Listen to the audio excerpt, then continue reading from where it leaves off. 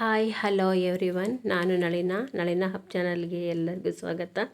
ಬನ್ನಿ ಫ್ರೆಂಡ್ಸ್, ಇವತ್ತು ವರಮಹಾಲಕ್ಷ್ಮಿ ಹಬ್ಬದ ಮತ್ತು ಶ್ರಾವಣಕ್ಕೆ ನಾನು ಉಂಡೆ ಮಾಡಿದ್ದೀನಿ. ಉಂಡೆ ಮಾಡೋದು ಹೇಗೆ ಮತ್ತು ಪಾಕ ಹಿಡಿಯೋದು ಹೇಗೆ, ಇದ್ರ ಬಗ್ಗೆ ನಾವು ಇವತ್ತಿನ ವಿಡಿಯೋದಲ್ಲಿ ನೋಡೋಣ. ಫಸ್ಟ್ ನಾನು ಮೊದಲಿಗೆ ಶೇಂಗಾ ತೊಗೊಂಡಿದ್ದೀನಿ. ನಾನು 3 kg ಶೇಂಗಾ ತೊಗೊಂಡಿದ್ದೆ. ಅವುಗಳನ್ನು ಚೆನ್ನಾಗಿ ಈ ಕಲ್ಲರ್ ಬರೋವರೆಗೂ ನಾವು ಅದನ್ನು ಫ್ರೈ ಮಾಡ್ಕೊಳ್ಬೇಕು. ಆ ನಂತರ ಒಂದು ಬಟ್ಟೆ ಮೇಲೆ ಅದನ್ನು ಹಾರಲಿಕ್ಕೆ ಬಿಡಬೇಕು. ಇಲ್ಲಾಂದರೆ ನಾವು ಸುಡ್ತಾ ಇರುತ್ತೆ ಕೈಯೆಲ್ಲ, ಅದಕ್ಕೆ ಹಾರಿದ ಮೇಲೆ ಸಿಪ್ಪೆ ಚೆನ್ನಾಗಿ ಬಿಡುತ್ತೆ. ಒಂದು ಬಟ್ಟೆ ಮೇಲೆ ಹಾಕಿದ್ದೀನಿ. ಕೊನೆಗೆ ಅಷ್ಟು 3 kg ಹುರ್ಕೊಂಡಿದ್ದೀನಿ ನಾನೆಲ್ಲ. ಉಂಡೆ ಮಾಡಬೇಕಾದ್ರೆ ಪಾಕ ತುಂಬಾ ಇಂಪಾರ್ಟೆಂಟು. ಆಮೇಲೆ ಎಳ್ಳು ಕೂಡ ಹುರ್ಕೊಂಡಿದ್ದೀನಿ, ನಾನು ಫ್ರೈ ಮಾಡ್ಕೊಂಡಿದ್ದೀನಿ. ಆಮೇಲೆ ಕೊಬ್ಬರಿ ಕೂಡ ಫ್ರೈ ಮಾಡ್ಕೋಬೇಕು. ಯಾಕೆಂದರೆ ಹಸಿ ಇರುತ್ತಲ್ಲ, ನೋಡು ನಾನು ಕೂಡ ಮಾಡ್ಕೊಂಡಿದ್ದೀನಿ. ಅದು ಚೆನ್ನಾಗಿ ಆಮೇಲೆ ಗಮ್ ಅಂತ ಹುರ್ಕೊಳ್ಬೇಕಾಗುತ್ತದೆ. ಈಗ ಇಷ್ಟೆಲ್ಲ ನಾನು ಮಾಡ್ಕೊಂಡಿದ್ದೀನಿ. ಇದು ಹಿಟ್ಟು, ಇದನ್ನು ಕೂಡ ನಾನು ಹುರ್ಕೊಂಡಿದ್ದೀನಿ. ಇದು ಮಿಲೆಟ್ಸ್ ಹಿಟ್ಟಿದು. ಇನ್ನೊಂದು ದಿನ ಇದು ವಿಡಿಯೋ ಹಾಕ್ತೀನಿ, ಯಾಕೆಂದರೆ ಲೆಂದಿ ಆಗುತ್ತೆ ಅಂತ ಇದನ್ನು ಸ್ಕಿಪ್ ಮಾಡಿದ್ದೀನಿ. ಬನ್ನಿ, ಈಗ ಹುರ್ಕೊಂಡೆಲ್ಲದು ಫ್ರೈ ಮಾಡ್ಕೊಂಡಾಯಿತು. ಇದಕ್ಕೆ ಸ್ವಲ್ಪ ತುಪ್ಪ ಹಾಕಿ ನಾನು ಹುರಿಬೇಕಾಗಿತ್ತು, ಫ್ರೈ ಮಾಡಬೇಕಾಗಿತ್ತು. ಆದರೆ ಮರ್ತೇ ಬಿಟ್ಟೆ, ತುಪ್ಪ ಹಾಕಲಿಲ್ಲ. ಈಗ ನೋಡಿ, ಇದು ಜೋಳ. ಯಾಕಪ್ಪ ಈ ಜೋಳ ಹುರಿತಾ ಇದ್ದೀವಿ ಅಂತಂದರೆ, ಜೋಳ ಶ್ರಾವಣ ಹಬ್ಬದಲ್ಲಿ ಹುತ್ತಕ್ಕೆ ಹಾಲು ಎರಿತೀವಲ್ಲ, ಆವಾಗ ಜೋಳ ಹಾಕ್ತೀವಿ. ನಾವು ವರಮಹಾಲಕ್ಷ್ಮಿ ಹಬ್ಬ ಮತ್ತು ಶ್ರಾವಣ ಒಂದೇ ದಿನ ಮಾಡೋದು, ಅದಕ್ಕೆ ನಾನು ಇವತ್ತು ವಿಡಿಯೋ ಹಾಕ್ತಾಯಿದ್ದೀನಿ. ಜೋಳ ನೋಡಿ ಹೇಗೆ ಪಟ ಪಟ ಪಟ ಪಾಪ್ಕಾರ್ನಿಯಾಗಿ ಪಟ ಪಟ ಅಂತ ಸಿಡಿಯಿತು ಹೀಟಾದಾಗ, ಅದೇ ಥರನೇ ಹಿಡಿತದೆ. ಇವನ್ನ ನಾವು ಹುತ್ತಕ್ಕೆ ಹಾಲು ಬಿಡುವಾಗ ಇವನ್ನ ಹಾಕ್ತೀವಿ. ಇವಾಗಲೇ ನಾವು ಅದು ಕಾದಿರುತ್ತಲ್ಲ, ಆವಾಗಲೇ ಹಾಕಿಬಿಟ್ರೆ ಚೆನ್ನಾಗಿ ಬರುತ್ತೆ. ನೋಡಿ ಎಷ್ಟು ಚೆನ್ನಾಗಿ ಅರಳೆಲ್ಲ ಬಂದುಬಿಡ್ತು.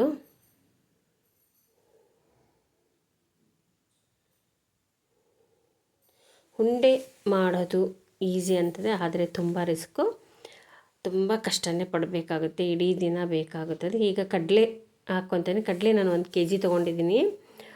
ಕಡಲೆಯನ್ನು ಮಿಕ್ಸಿ ಮಾಡ್ಕೊತೀನಿ, ಸಣ್ಣದಾಗಿ ಮಿಕ್ಸಿ ಮಾಡ್ಕೊಳ್ಬೇಕು ಮತ್ತು ಅದನ್ನು ಜರಡಿ ಮಾಡ್ಕೋಬೇಕು.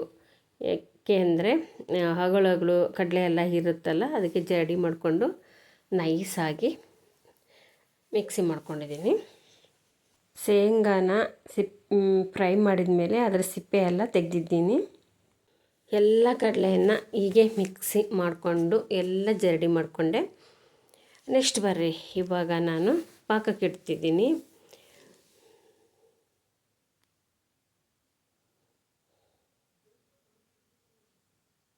ನಾನು ಮಿಲೆಟ್ಸ್ ಉಂಡೆನ ತೋರಿಸಿಲ್ಲ, ಯಾಕೆಂದರೆ ಲೆಂದಿ ಆಗುತ್ತೆ ವಿಡಿಯೋ ಅಂತ. ಬರೀ ಈ ಉಂಡೆಗಳನ್ನು 3 ಉಂಡೆಗಳ ಬಗ್ಗೆ ತೋರಿಸಿದ್ದೀನಿ. ಶೇಂಗಾ ಉಂಡೆ, ಕಡಲೆ ಉಂಡೆ, ಎಳ್ಳು ಉಂಡೆ ತೋರಿಸಿದ್ದೀನಿ. ಈ ಶೇಂಗಾನು ಕೂಡ ಮಿಕ್ಸಿಗೆ ಹಾಕ್ಕೊತೀನಿ. ಶೇಂಗಾ ಮಿಕ್ಸಿಗೆ ಹಾಕ್ಕೋಬೇಕಾದ್ರೆ ಸ್ವಲ್ಪ ತರಿಯಾಗಿ ಹಾಕ್ಕೋಬೇಕು, ಅಂದರೆ ಕಾಳು ಇರಬಾರ್ದು, ನೈಸ್ ಕೂಡ ಆಗಬಾರ್ದು. ಇದು ನೋಡಿ, ಈ ಥರ ತರಿಯಾಗಿ ಇಡಬೇಕು. ಏಕೆಂದರೆ ಬಾಯಲ್ಲಿ ಒಂಥರ ಸಿಗ್ತಾ ಇರಬೇಕು. ತುಂಬ ನೈಸ್ ಆದರೆ ಉಂಡೆ ಸರಿ ಬರೋಲ್ಲ. ತುಂಬ ಕಾಳು ಇದ್ದರೂ ಕೂಡ ಉಂಡೆ ಸರಿಯಾಗಿ ಪರ್ಫೆಕ್ಟಾಗಿ ಬರುವುದಿಲ್ಲ. ಈ ಥರನ ಮಾಡ್ಕೋಬೇಕಾಗುತ್ತೆ. ನಾನು ಎಲ್ಲ 3 kg ಏನು ಶೇಂಗಾ ಬೀಜ ಇದ್ದಲ್ಲ ಅಷ್ಟನ್ನು ಮಾಡ್ಕೊಂಡಿದ್ದೀನಿ. ಈಗ ಎಳ್ಳು ಕೂಡ ಹಾಗೆ ಹಾಕ್ಕೋತಾ ಇದ್ದೀನಿ. ಎಳ್ಳು ಕೂಡ ತರಿಯಾಗೇ ಅದು ಒಂದು ಸ್ವಲ್ಪ ಮಾಡ್ಕೋಬೇಕು, ಅದನ್ನು ಕೂಡ ನೈಸಾಗಿ ಮಾಡ್ಕೋಬಾರ್ದು. ಎಳ್ಳು ಮತ್ತು ಎಳ್ಳಲ್ಲಿ ಏನು ಮಾಡ್ತೀವಿ ಅಂತಂದ್ರೆ, ನಾವು ಚಿಗಳಿ ಅಂತ ಹೇಳಿ ಮಾಡ್ತೀವಿ.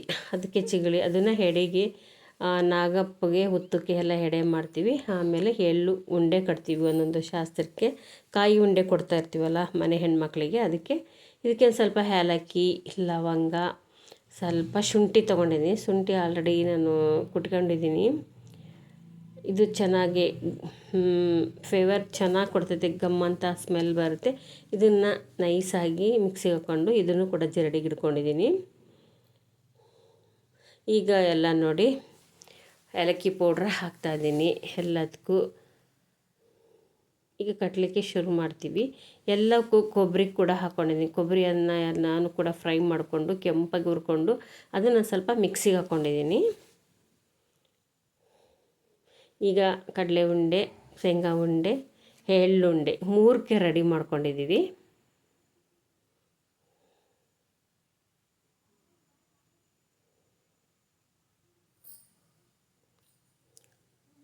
ಕೊಬ್ಬರಿ ಹೆಚ್ಚು ಹಾಕಬಾರ್ದು, ಒಂದು ಸ್ವಲ್ಪ ಅಗಲ ಹಾಕಿ ತುರಿದು ಹಾಕಬಾರ್ದು, ಸ್ವಲ್ಪ ಮಿಕ್ಸಿ ಮಾಡ್ಕೊಳ್ಬೇಕು, ಚೆನ್ನಾಗಿರುತ್ತೆ. ಎಲ್ಲ ಒಂದು ಸಾರಿ ಕೈಯಲ್ಲಾದರೂ ಅನ್ಬೋದು, ಇಲ್ಲಾಂದರೆ ಸ್ಪೂನಲ್ಲಾದರೂ ಅನ್ಬೋದು, ಎಲ್ಲ ಚೆನ್ನಾಗಿ ಮಿಕ್ಸ್ ಮಾಡಬೇಕು. ಈಗ ಪಾಕಕ್ಕೆ ಇಟ್ಟಿದ್ದೀನಿ. ನಾನು 1 kg ಕಡಲೆ, 3 kg ಶೇಂಗಾ ಬೀಜ, ಅರ್ಧ kg ಎಳ್ಳು, ಇಷ್ಟಕ್ಕೆ ನಾನು 3 kg ಬೆಲ್ಲ ತೊಗೊಂಡಿದ್ದೀನಿ. ಆರ್ಗ್ಯಾನಿಕ್ ಬೆಲ್ಲ ಇದು. ಬೆಲ್ಲ ಪಾಕ ಹೇಗೆ ಹಿಡಿಯೋದು ನೋಡಿ. ಈಗ ಸ್ವಲ್ಪ ಅದು ಚೆನ್ನಾಗಿ ಕುದೀತಾ ಇರಬೇಕಾದಾಗ ನಾನು ಎಷ್ಟು ನೀರು ತೊಗೊಂಡೆ ಅಂತಂದರೆ 1 ಕಪ್ಪು ನೀರು ತೊಗೊಂಡೆ ನಾನು. 3 kgಗೆ ಬೆಲ್ಲ ಎಲ್ಲ ಪೀಸ್ ಮಾಡಿಕೊಂಡು ಹಾಕಿ ಅದಕ್ಕೆ 1 ಕಪ್ಪು, ಒಂದು ಭವಾನಿ ಕಪ್ ಅಂತಾರಲ್ಲ, ಒಂದು ಗ್ಲಾಸು, ಅದನ್ನು 1 ಕಪ್ ನೀರು ಹಾಕಿದೆ. ನೋಡಿ ಪಾಕ ಇನ್ನೂ ಬಂದಿಲ್ಲ. ಈಗ ಚೆನ್ನಾಗಿ ಕುದೀತಾ ಇರಬೇಕು ಹಿಂಗೆ. ಈಗ ಪಾಕ ಬರ್ತಾ ಇದೆ. ಒಂದೆಳೆ ಪಾಕ ಬಂದರೆ ಸಾಕು, ಫುಲ್ಲು ಗಟ್ಟಿಯೆಲ್ಲ ಅಷ್ಟು ಕರಗಬಾರ್ದು ನೀರಲ್ಲಿ, ಸ್ವಲ್ಪ ಬರಬೇಕು. ಇನ್ನೊಂದು ಸಾರಿ ಬರ್ದೆ ನೋಡ್ರಿ. ಈಗ ಬಂದಿದೆಯಲ್ಲ, ಇಷ್ಟಾದರೆ ಸಾಕು, ಪಾಕ ಬಂದಿದೆ ಅಂತ. ಈಗ ಸ್ಟವನ್ನು ಆಫ್ ಮಾಡ್ಕೊಂಡು ಈಗ ಎಲ್ಲ ಒಂದೊಂದೇ ಉಂಡೆಗಳಿಗೆ ಹಾಕೋಂತ ನಾವು ಕಟ್ಟಬೇಕಾಗುತ್ತೆ. ಬಿಸಿ ತುಂಬ ಬಿಸಿ ಇರುತ್ತೆ, ಕೈಯೆಲ್ಲ ಸುಟ್ಟೋಗುತ್ತೆ. ಹುಷಾರಾಗಿ ನಾವು ಉಂಡೆಯನ್ನು ಕಟ್ಕೊಳ್ಬೇಕಾಗುತ್ತೆ. ಈಗ ಚೆನ್ನಾಗಿ ಅದನ್ನೆಲ್ಲ ಮಿಕ್ಸ್ ಮಾಡ್ಕೊಳ್ಬೇಕು, ಪಾಕ ಮತ್ತು ಹಿಟ್ಟನ್ನು. ಫಸ್ಟ್ನೇ ನಾನು ಕಡಲೆ ಹಿಟ್ಟು ಹಾಕ್ಕೊಂಡಿದ್ದೀವಿ. ಕಡಲೆ ಹಿಟ್ಟೆಲ್ಲ ಆ ಥರ ಎಲ್ಲ ಮಾಡ್ಕೋಬೇಕು ಚೆನ್ನಾಗಿ. ಆಮೇಲೆ ಎಲ್ಲ ನಾದ್ಕೋಬೇಕು ಕ್ಲೀನಾಗಿ, ಗಂಟಿಲ್ಲದಂತೆ ಕ್ಲೀನಾಗಿ ನಾದಿ ಉಂಡೆಯನ್ನು ಕಟ್ಟಬೇಕು. ಪಾಕ ಮಾಡ್ಕೊಳ್ಳೋದು ಇದರಲ್ಲಿ ಮೇಯ್ನ್ ಇರೋದು. ಗಟ್ಟಿ ಮಾಡಿಕೊಂಡ್ರೆ ಏನಾಗುತ್ತೆ ಗೊತ್ತಾ, ಪಾಕನ ಉಂಡೆ ಗಟ್ಟಿಯಾಗಿ ಕಲ್ಲು ಥರ ಬಂದುಬಿಡ್ತವೆ. ಪಾಕನ ಅತಿ ಹಸಿಯಾಗಿ ಕೂಡ ಮಾಡಿಕೊಂಡ್ರೆ ತುಂಬ ಮೆತ್ತಗಾಗುತ್ತವೆ. ಇಲ್ಲಾಂದರೆ ಒಂದು ಮೀಡಿಯಮಿಗೆ ಕರೆಕ್ಟಾಗಿ ಸೈಜಾಗಿ ಮಾಡ್ಕೋಬೇಕು. ಈ ಥರ ಎಲ್ಲ ಚೆನ್ನಾಗಿ ಹಿಟ್ಟನ್ನು ನಾದ್ಕೋಬೇಕು. ತುಂಬ ಸುಡುತ್ತೆ, ಹುಷಾರಾಗಿ ಮಾಡ್ಕೋಬೇಕಾಗುತ್ತೆ. ಒಂದು ಸ್ವಲ್ಪ ನೀರು ಇಟ್ಕೋಬೇಕು ಪಕ್ಕದಲ್ಲಿ, ಕೈ ಬೇಗನೆ ಸುಟ್ಟೋಗ್ಬಿಡ್ತದೆ, ಪಾಕ ಬಿಸಿ ಇರುತ್ತಲ್ಲ ಅದಕ್ಕೆ. ಚೆನ್ನಾಗಿ ನಾದ್ಕೊಂಡು ಯಾರಾದರೂ ಒಬ್ಬರಿಗೆ ಬೇಕೇ ಒಬ್ರಿಗಂತೂ ಆಗಲ್ಲ, ಬೇಗ ಕಟ್ಟಬೇಕು. ಯಾಕೆಂದರೆ ಗಟ್ಟಿ ಹಾಕ್ತಾ ಬಂದುಬಿಡುತ್ತೆ, ಆಮೇಲೆ ಗಟ್ಟಿ ಆದರೆ ಕಟ್ಟಲಿಕ್ಕೆ ಪ್ರಾಬ್ಲಮ್ಮು. ನೋಡಿ ಈ ಥರ ಉಂಡೆಗಳನ್ನು ಮಾಡಿ, ಚಿಕ್ಕವು ದೊಡ್ಡವು ನಮಗೆ ಯಾವ ಸೈಜ್ ಬೇಕೋ ಆ ಸೈಜ್ ಮಾಡ್ಕೋಬೋದು.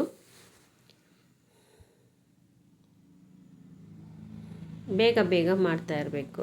ಸ್ವಲ್ಪ ನಮಗೆ ತೆಳುವಾಯಿತು, ಮೆತ್ತಗಾಯಿತು ಅಂತಂದರೆ ಒಂದು ಸ್ವಲ್ಪ ಕಡಲೆ ಹಿಟ್ಟನ್ನು ಸೈಡಿಗೆ ಇಟ್ಕೊಂಡಿರಬೇಕು, ಹಾಕ್ಬೋದು. ಒಂದು ಹದಕ್ಕೆ ಕರೆಕ್ಟ್ ಹಾಕ್ಕೋಬೇಕು ನೋಡಿ.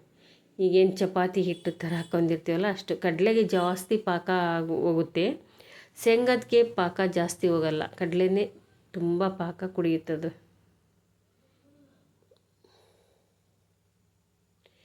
ಬಿಸಿ ಉಂಡೆನ ಕಟ್ತಾಯಿದ್ದೀವಿ ನೋಡಿ. ಪಾಕ ಮಾತ್ರ ಚೆನ್ನಾಗಿ ಮಾಡ್ಕೋಬೇಕು. 3 kg ನಾನು ಬೆಲ್ಲ ತಗೊಂಡೆ, 1 ಕಪ್ಪು ನೀರು ಹಾಕಿದ್ದೀನಿ ಅಷ್ಟೇ. ತೆಳ್ಳಗಾತಪ್ಪ ಪಾಕ ಏನು ಮಾಡಬೇಕು ಅಂತ ಚಿಂತೆ ಮಾಡಬೇಡಿ. ತೆಳ್ಳಗಾದರೆ ಸ್ವಲ್ಪ ಹೊತ್ತು ಕುದಿಸಿ ಅಷ್ಟೇ. ಏನಾದರೂ ಹೆಚ್ಚು ನೀರು ಹಾಕಿದರೆ ಕರೆಕ್ಟಾಗಿದ್ದರೆ ಕರೆಕ್ಟಾಗಿ ಬರುತ್ತೆ. ನೋಡಿರಿ ಉಂಡೆ ಎಷ್ಟು ಚೆನ್ನಾಗಿ ಬಂದಿದ್ದಾವೆ. ನಾವು ವರಮಹಾಲಕ್ಷ್ಮಿ ಹಬ್ಬ ಮತ್ತು ಶ್ರಾವಣ ಒಂದೇ ದಿನ ಮಾಡ್ತೀವಿ. ಇದು ಶೇಂಗಾ ಉಂಡೆಗೀಗ ಪಾಕ ಹಾಕ್ತೀನಿ.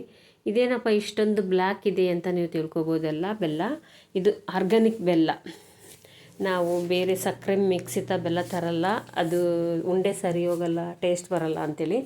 ಇದು ನೋಡ್ಲಿಕ್ಕೆ ಬ್ಲ್ಯಾಕ್ ಅನಿಸುತ್ತೆ, ಆದರೆ ಉಂಡೆ ಮಾತ್ರ ಸಖತ್ತಾಗಿ ಕಲ್ಲರ್ ಬರ್ತದೆ. ಉಂಡೆ ನೋಡಿ ಎಷ್ಟು ಕಲ್ಲರ್ ಬಂದಿವೆ ಅಲ್ವಾ. ಶೇಂಗಾ ಉಂಡೆ ಅಷ್ಟೇ, ಶೇಂಗಾಕ್ಕೇನು ಹೆಚ್ಚಿಗೆ ಪಾಕ ಬೇಕಾಗಲ್ಲ, ಸ್ವಲ್ಪನೇ ಹಾಕ್ಕೊಂಡು ಕಟ್ತಾ ಇರಬೇಕು. ಸ್ವಲ್ಪ ಏನಾದರೂ ಕೈಗೆ ಮೆತ್ಕೊಳ್ಳುತ್ತೆ ಶೇಂಗಾ ಉಂಡೆ ಮಾತ್ರ. ಅವಾಗ ಒಂದು ಸ್ವಲ್ಪ ನಾವು ಕಡಲೆ ಹಿಟ್ಟು ಮಿಕ್ಸಿಗೆ ಹಾಕ್ಕೊಂಡಿದ್ವಲ್ಲ ಅದನ್ನೇ ಒಂದು ಸ್ವಲ್ಪ ಇಟ್ಕೊಂಡು ಅದನ್ನು ಹಾಕ್ಕೊತ ಮಾಡಿದರೆ ಚೆನ್ನಾಗಿ ಬರುತ್ತೆ ಉಂಡೆ. ಗೊತ್ತಾಯ್ತಲ್ಲ ನಿಮಗೆ ಉಂಡೆ ಹೇಗೆ ಮಾಡೋದು, ಹೇಗೆ ಪಾಕ ಹಿಡಿಯೋದು ಅಂತ. ಪಾಕ ಮಾತ್ರ ಚೆನ್ನಾಗಿ ಹಿಡ್ಕೋಬೇಕು, ಮೇಯ್ನ್ ಪಾಕನೇ ಇದರಲ್ಲಿರೋದು. ನಾವು ಶ್ರಾವಣದಲ್ಲಿ ವರಮಹಾಲಕ್ಷ್ಮಿಗೆ ಈಗ ಈ ಉಂಡೆ ಮಾಡ್ತೀವಿ, ನೈವೇದ್ಯಕ್ಕೂ ಹಿಡಿತೀವಿ, ಆಮೇಲೆ ಹೋಳಿಗೆ, ಆಮೇಲೆ ಪಾಯಸ ಮಾಡ್ತೀವಿ. ಗಣೇಶನ ಹಬ್ಬ ಬಂದಾಗ ಕರ್ಜಿಕಾಯಿ ಮಾಡ್ತೀವಿ. ಇದು ಈಗ ಎಳ್ಳುಂಡೆ ಕಟ್ತಾಯಿದ್ವಿ. ಎಳ್ಳುಂಡೆಗೂ ಜಾಸ್ತಿ ಪಾಕ ಬೇಕಾಗಲ್ಲ ನೋಡಿ. ಈಗ ಯಾಕೆ ಸಣ್ಣ ಕಟ್ತಾ ಇದ್ದೀನಿ ಅಂತ ತಿಳ್ಕೊಳ್ತಾ ಇದ್ದೀರಾ. ಚಿಕ್ಕ ಸಣ್ಣ ಉಂಡೆನ ಕಟ್ತಾಯಿದ್ದೀನಿ. ಇವು ಮನೆಗೆ ಬರ್ತಾರಲ್ಲ ವರಮಹಾಲಕ್ಷ್ಮಿಗೆ, ಅವರಿಗೆ, ಆಮೇಲೆ